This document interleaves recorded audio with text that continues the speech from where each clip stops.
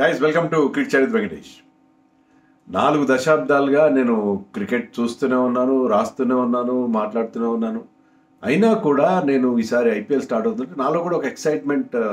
IPL అంటే అదొక రకమైన జోష్, ఉత్సాహం వస్తుంది. అంటే ఎప్పుడు 7:30 అవుతుంది, ఎప్పుడు మ్యాచ్ స్టార్ట్ అవుతుంది, నాకు ఎక్సైట్మెంట్ తెలియకుండా నా లోపల ఫీల్ అవుతున్నాను. మీరు కూడా అలాగే ఫీల్ అవుతున్నారు అనుకుంటాను. అంటే ఐపీఎల్ ఇప్పుడు 18 ఏళ్ల ప్రాయంలోకి అడుగుపెట్టి 18 ఏళ్ళు కంప్లీట్ కాలేదు. ఈ ఇయర్ అయితే వాళ్ళు మేజర్ అయిపోతుంది. ఐపీఎల్ ఇంతవరకు ఆ బాలారెస్టాలని దాటుకుని బాలావస్థ దాటుకొని యవనంలోకి అడిగి పెడుతుంది. అఫీషియల్గా 18 ఇయర్స్ కదా మనకి అడల్ట్హుడ్కి సింబల్. సో ఇది 18th ఇయర్. ఎప్పట్లాగే చాలా ఎక్సైటింగ్గా ఉంటుందని మనం అందరూ ఎక్స్పెక్ట్ చేస్తున్నాం. 300 వస్తుందా, 287 చూసాం. ఎస్ఆర్హెచ్ వాళ్ళు అన్ని బ్యారియర్స్ బ్రేక్ చేస్తున్నారు. ఆ 300 బ్యారియర్ ఈసారి బ్రేక్ అవుతుందా అనేది చాలామంది నోళ్ళలో నానుతున్న ఒక విషయం. సో 300 గురించి అందరూ మాట్లాడుకుంటున్నారు. అది తర్వాత ఇది T20 world cup next year ఇండియాలో జరగబోతుంది 2026లో. మరి ఈసారి పర్ఫార్మెన్సెస్కి చాలా వెయిట్ ఉంటుంది ఆ సెలక్షన్ ప్రాసెస్ సంబంధించి. సో అదొక ఇష్యూ కూడా మనం చూడాలి. ఎవరు అందులో క్యాప్టెన్సీ ఇష్యూస్ కూడా ఉన్నాయి. అంటే T20 వరల్డ్ కప్ అని కాదు, T20 ఫార్మాట్ అని కాదు, ఇండియా క్యాప్టెన్సీ విషయంలో కొంతమంది పోటీ పడుతున్నారు. ముఖ్యంగా 4 క్యాప్టెన్స్ వాళ్ళు ఇండియా క్యాప్టెన్ రేస్లో ఉన్నారు అక్రాస్ ఫార్మాట్స్. వాళ్ళ గురించి మనం మాట్లాడదాం. అలాగే కొంతమంది players already player for India ఈ ఐపీఎల్ను కంబ్యాక్ వెహికల్గా వాడుకొని మళ్ళీ ఇండియన్ టీంలో ఫర్ వేరియస్ రీజన్స్ వాళ్ళ ప్లేస్ కోల్పోయారు. కంబ్యాక్ వెహికల్గా వాడుకొని మళ్ళీ వచ్చే ప్రయత్నం చేస్తున్నారు. అంటే ఈసారి ఐపీఎల్ టీమ్స్కే కాకుండా కొంతమంది ఇండివిజువల్స్ కూడా చాలా ఇంపార్టెంట్. వాళ్ళెవరు కూడా మనం ఈ వీడియోలో చూద్దాం. ఐపీఎల్ సంబంధించిన ట్రెండ్స్ అన్నీ కూడా ఈ వీడియోలో మనం మాట్లాడుకుందాం. ముందుగా ఈసారి స్పెషాలిటీ ఏంటంటే 5 కొత్త క్యాప్టెన్స్ ఉన్నారు. 5 ఇండియన్ క్యాప్టెన్స్. యాక్చువల్లీ ఈసారి అవుట్ ఆఫ్ 10 టీమ్స్లో 9 టీమ్స్కి ఇండియన్ క్యాప్టెన్సే ఉన్నారు ఎక్సెప్ట్ ఎస్ఆర్హెచ్కి ఎప్పుడు కూడా ఫారిన్ క్యాప్టెన్స్ ట్రెండ్ ఉంది. గిల్క్రిస్ట్ని స్టార్ట్ అయితే Kane Williamson, David Warner, Aiden Markram వాళ్ళకి foreign captains. So Pat Cummins మినహా మిగతా అందరూ Indian captains. So Indian captain ఉంటేనే బాగుంటుందని చెప్పి టీమ్స్ కూడా అందరూ దానివైపు మొగ్గు చూపుతున్నట్టుగా ఉన్నారు. ఈ 5 క్యాప్టెన్స్లో కొంతమంది క్యాప్టెన్స్కి చాలా ఇంపార్టెంట్. దాంట్లో ఒక 3 కొత్త క్యాప్టెన్స్ కూడా, అంటే వాళ్ళ టీమ్స్ కొత్త క్యాప్టెన్స్గా ఉన్నవాళ్ళు. 4 క్యాప్టెన్స్కి చాలా ఇంపార్టెంట్. కొత్త వాళ్ళు, పాత వాళ్ళు అందరూ కలిపి. దాంట్లో హార్దిక్ పాండ్యా ఇండియా క్యాప్టెన్సీ కోల్పోయాడు. ఈ మధ్య మళ్ళీ కొంత న్యూస్ వచ్చింది ఏంటంటే మళ్ళీ అతను ఇండియన్ క్యాప్టెన్సీ రేస్లోకి వస్తున్నాడని చెప్పి. సో ఈసారి ఒక సీజన్ బాగా గడిస్తే, last season had a poor season. అంతమంది జీటీతో అంత బాగా ఒక ఏడాది ఫైనల్ తీసుకెళ్ళి ఒక ఏడాది టైటిల్ గెలిపించిన వాడికి last season 10th place. So ఒక్కసారిగా అతని గ్రాఫ్ పడిపోయింది. ఇండియన్ టీం క్యాప్టెన్సీ కూడా కోల్పోయాడు.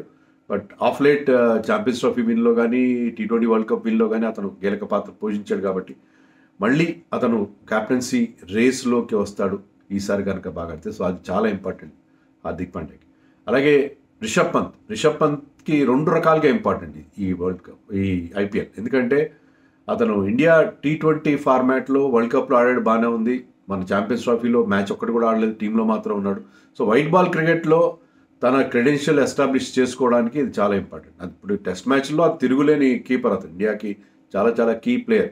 కానీ మీకు వైట్ బాల్ క్రికెట్లో తన క్రెడెన్షియల్ ఎస్టాబ్లిష్ చేసుకోవడానికి క్యాప్టెన్సీ రేస్లో ఉన్నాడు అతను. పర్టికులర్లీ టెస్ట్ మ్యాచ్ దాంట్లో రేస్లో ఉన్నాడు. ఒకవేళ టెస్ట్ మ్యాచ్లో క్యాప్టెన్ అయినా వైట్ బాల్ క్యాప్టెన్సీ మీద కూడా అతని దృష్టి ఉంటుంది. దానికి కూడా ఈసారి ఎల్ఎస్జీని అతను ఏ విధంగా లీడ్ చేస్తారనేది అది కూడా చాలా కీలకం అయ్యే అవకాశం మనకి కనిపిస్తుంది. Shubman Gill already vice captain designate. So అతను లాస్ట్ సీజన్ అతను కూడా కెప్టెన్గా మొదటిసారి చేసినప్పుడు పెద్దగా కలిసి రాలేదు. గుజరాత్ టైటన్స్ పెద్దగా బాగా పర్ఫామ్ చేయలేదు. సో ఈ సీజన్లో as a player, as a captain అతని మీద కూడా ఫోకస్ ఖచ్చితంగా ఉంటుంది. ఎందుకంటే ఇండియా ఫ్యూచర్ కెప్టెన్ అతను అక్రాస్ ఫార్మాట్స్, దాంట్లో ఎలాంటి సందేహం లేదు. సో అతను తన క్యాప్టెన్సీ క్రెడెన్షియల్ ప్రూవ్ చేసుకోవాలి. అలాగే శ్రేయస్ అయ్యర్కి 2 రకాలుగా ఇంపార్టెంట్. ఎందుకంటే ఇండియన్ టీంలో టెస్టుల్లో తర్వాత వన్డేల్లో అతను ప్లేస్ కోల్పోయాడు. కేవలం వన్డేస్లో మాత్రమే ఉన్నాడు అతను టీంలో.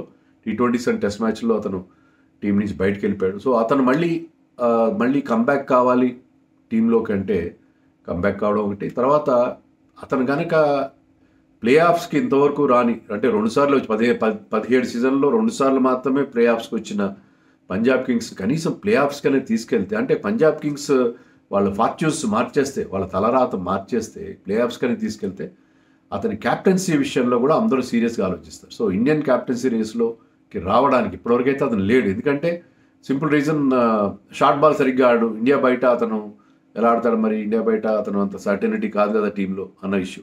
సో దాని నుంచి కూడా అతను బయటపడ్డాడు కాబట్టి, అని మనం మన ఛాంపియన్స్ ట్రోఫీలో చూసాం. షార్ట్ బాల్ వీక్నెస్ నుంచి కూడా బయటపడ్డాడు కాబట్టి మళ్ళీ క్యాప్టెన్సీ రేస్లోకి వస్తాడు. Is one of the very good cricketing brains, క్యాప్టెన్గా ఉండవలసిన వాడు. సో ఈ నలుగురు క్యాప్టెన్సీ రేస్లో ఉన్నారని చెప్పి మనం ఖచ్చితంగా అనుకోవాలి. తర్వాత 300 వచ్చేస్తుంది ఈసారి, వచ్చే అవకాశాలు ఉన్నాయి. ఎందుకంటే ఇంపాక్ట్ ప్లేయర్ రూల్ వచ్చిన తర్వాత ఐపీఎల్ డైనమిక్స్ కంప్లీట్గా చేంజ్ అయిపోయినాయి. The narrative has been totally changed.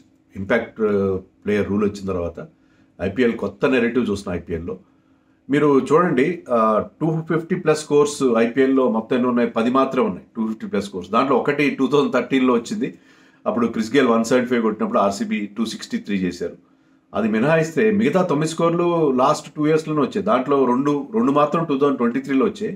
Last year అయితే బ్యాట్స్మెన్ పండగ చేసుకున్నారు. 7 స్కోర్స్ ఆఫ్ 250+ చూసాం, ఇంక్లూడింగ్ ఎస్ఆర్హెచ్ 287. ఇప్పుడున్న 4 టాప్ ఐపీఎల్ స్కోర్లు 3 ఎస్ఆర్హెచ్ పేరు మీద ఉన్నాయి. సో ఎస్ఆర్హెచ్ వాళ్ళు కంప్లీట్గా ఐపీఎల్ నెరేటివ్ని మార్చేశారు. దాంట్లో వాళ్ళు బిగ్ స్కోర్స్ చేయడం. సో 10 స్కోర్స్లో 200+ స్కోర్స్లో మీకు 7 స్కోర్స్ 2024లో వచ్చాయి. ఇంకోటి మీకు అస్టానిషింగ్ ఫిగర్ ఏంటంటే 2024లో average first inning score happens to be 189.5, almost 190 runs per match వచ్చాయి. 190 రన్స్ పర్ మ్యాచ్ వచ్చాయి. మీకు 27 స్కోర్స్ ఆఫ్ 200+ వచ్చాయి లాస్ట్ సీజన్లో. అంటే కొన్ని సేమ్ మ్యాచ్లో ఫస్ట్ ఇన్నింగ్స్ సెకండ్ ఇన్నింగ్స్లో కూడా వచ్చాయి. 27 200+ స్కోర్స్ వచ్చాయి లాస్ట్ సీజన్లో. 27 200+ స్కోర్స్ వచ్చాయి. చెన్నైలో 4 సార్లు 200 క్రాస్ అయింది. చెన్నై చాలా స్లో వికెట్, చిన్న స్కోర్లు వస్తాయి అనుకున్నాం కదా. చెన్నైలో 200 చాలా అరుదుగా వస్తుంది. కానీ లాస్ట్ సీజన్లో చెన్నైలో కూడా 4 200+. అంటే ఇంపాక్ట్ ప్లేయర్ రూల్ ఒకటే కాకుండా పిచెస్ కూడా మరి బీసీసీఐ ఇన్స్ట్రక్షన్స్ ఏంటో, హై స్కోర్స్ రావాలి, ఎక్కువ మంది చూడాలి, 4లు 6లు చూస్తారు, వికెట్లు పడితే చూడరు అనే ఒక ఫీలింగ్ ఉంది కదా. దాంతో ఏంటంటే బిగ్ స్కోర్స్ రావాలని చెప్పి అన్ని పిచెస్ ఇంక్లూడింగ్ చెన్నై కూడా బ్యాటింగ్ ఫ్రెండ్లీగా మారిపోవడంతో మీకు చెన్నైలో కూడా 4 200+ స్కోర్స్ రావడం చూసాం. అలాగే లాస్ట్ ఇయర్ హైయెస్ట్ స్కోర్ 287 వచ్చింది ఎస్ఆర్హెచ్ది. అలాగే 261 చేశారు ఒక మ్యాచ్లో కేకేఆర్ ఈడెన్ గార్డెన్స్లో. దాన్ని పంజాబ్ కింగ్స్ వాళ్ళు చేంజ్ డౌన్ చేశారు 262. That happens to the highest successful run chase in IPL. So bold అన్ని బ్యాటింగ్ రికార్డులు అన్నింటినీ తిరగరాసేసారు లాస్ట్. ఈసారి కూడా మరి 300+ వచ్చే అవకాశం ఉంది. సో ఈ రకంగా అదే ధోరణి ఉంటుంది ఈసారి. టీమ్స్ కూడా అలాగే ఆడుతున్నారు, రేంజ్ హిట్టింగ్ ప్రాక్టీస్ చేస్తున్నారు, బిగ్ 6లు కొట్టడం ప్రాక్టీస్ చేస్తున్నారు. ఎందుకంటే ప్రతి టీము నెంబర్ 8 దాకా బ్యాటింగ్ పెట్టుకుంటున్నారు. దాంట్లో పవర్ ప్లేలో మీకు చాలా 13 రెట్లు పవర్ ప్లే స్కోరింగ్ వేగం పెరిగిపోయింది. అంటే స్ట్రైక్ రేట్ పవర్ ప్లేలో 13 times పెరిగింది పవర్ ప్లే. ఎందుకంటే పవర్ ప్లేలో ఆడే ఓపెనర్స్కి license to kill, license to hit ఇచ్చారు. వాళ్ళు ఏంటంటే పిచ్చగా షాట్లు కొట్టేసి రెచ్చిపోయి ఆడుతున్నారు. దానివల్ల మీకు చాలా పెద్ద స్కోర్లు వస్తున్నాయి. పవర్ ప్లేలో 100 దాటిపోతుంది. So that is no limit. So ఈసారి కూడా అలాంటి 300 వస్తారా మనం చెప్పలేము. 300 రావాలంటే there should be so many factors. మీరు బాగా బ్యాటింగ్ చేయాలి, అవతల బౌలింగ్ కూడా చాలా దారుణంగా ఉండాలి. సో బౌలర్స్ కూడా will come up with some strategy. నేను అనుకోవడం ఏంటంటే ఈసారి కొంచెం రూల్స్ మారడం వల్ల చిన్న రివర్స్ స్వింగ్ వల్ల వాటి వల్ల కొంచెం ఎఫెక్ట్ ఉండొచ్చు అనుకుంటున్నాను. ఎక్కువ ఎఫెక్ట్ ఏమి ఉండదు. రివర్స్ స్వింగ్ అవుతాయి బాల్, సెకండ్ స్పెల్లో కూడా పేసర్స్ విల్ బీ ఎఫెక్టివ్. కానీ ఎక్కువ మార్పు రాదు. కానీ bowlers will come up with some strategy. ఈ బిగ్ హీటింగ్ని కౌంటర్ చేయడానికి బౌలర్స్ కూడా కొత్త డెలివరీస్, కొత్త స్కిల్ లెవెల్స్ పెంచుకుంటారు అనుకున్నాను.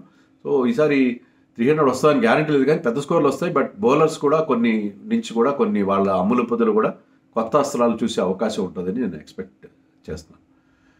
తర్వాత ఈసారి ఐపీఎల్లో కొంతమంది ప్లేయర్స్ 18 years నుంచి ఆడుతున్నారు. ధోని, విరాట్ కోహ్లీ, రోహిత్ శర్మ, అశ్విన్, జడేజా, మనీష్ పాండే, రహానే, ఇలాంటి వాళ్ళు. ఈవెన్ స్వప్నిల్ సింగ్ కూడా 2008లో ఆడాడంట. అంటే అప్పుడు డెబ్యూ చేయలేదు, చాలా తర్వాత డెబ్యూ చేశాడు. 2008 నుంచి ఈ వాజ్ ఇన్ ఐపీఎల్ స్క్వాడ్స్.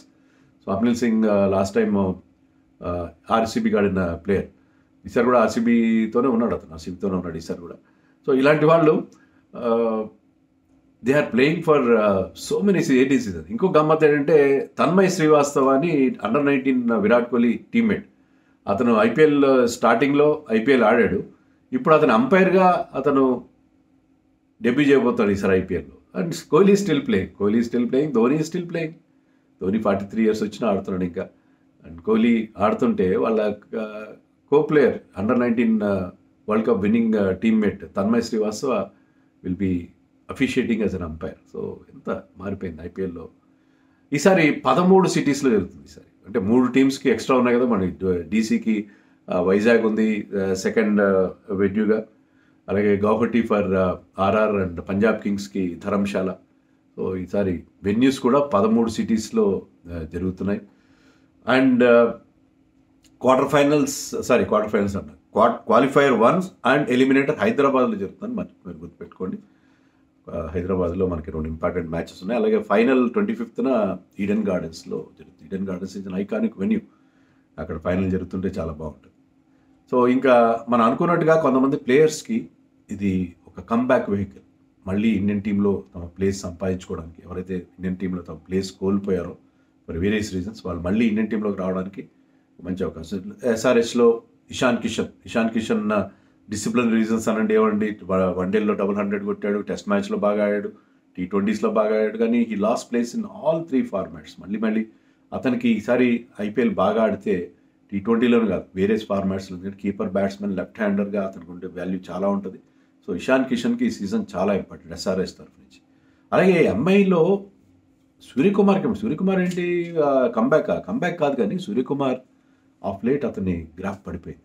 బాగా అబ్జర్వ్ చేయండి, స్ట్రైక్ రేట్ తగ్గిపోయింది. తర్వాత మన రంజీ ట్రోఫీలో వాటిలో కూడా బాగా పెద్దగా రన్స్ చేయలేదు అతను. సో సూర్యకుమార్ ఫామ్ డిప్ అవుతూ ఉంది.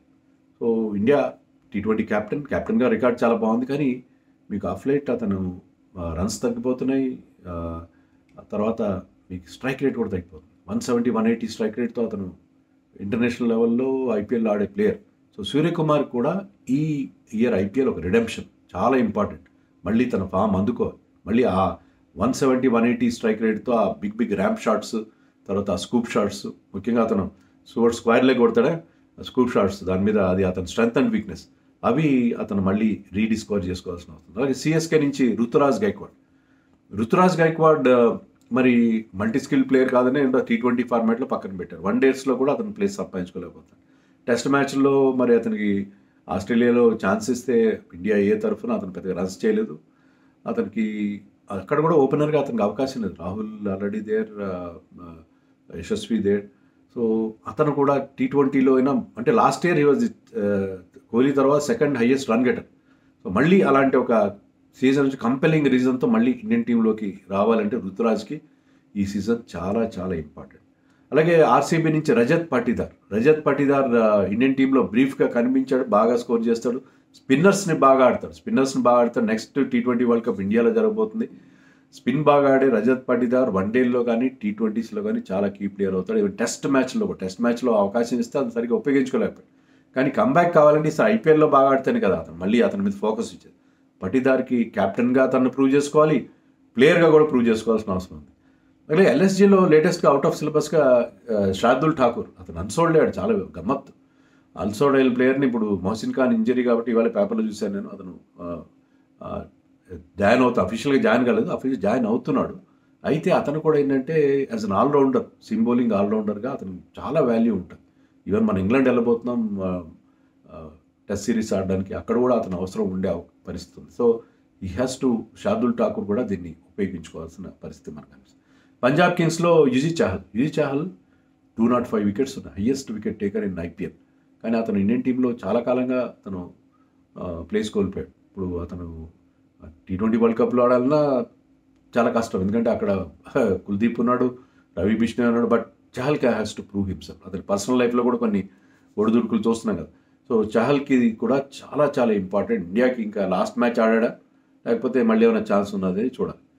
కేకేఆర్ తరఫున వాళ్ళ కెప్టెన్ కాదు కానీ వాళ్ళ vice captain Venkatesh Iyer went for big amount. Venkatesh Iyer కూడా అతను కూడా ఒక బ్యాటింగ్ ఆల్రౌండర్గా అతనికి కూడా ఇప్పుడు వాల్యూ ఉంటుంది కాబట్టి, మల్టీ స్కిల్ ప్లేయర్స్కి ఎక్కువ ఇంపార్టెన్స్ ఇస్తున్నారు కాబట్టి అతను కూడా కంబ్యాక్ అవ్వడానికి అవకాశం ఉంటుంది సార్. మంచి సీజన్ కనుక్కుంటే కొంత బౌలింగ్ కూడా చేయాలి.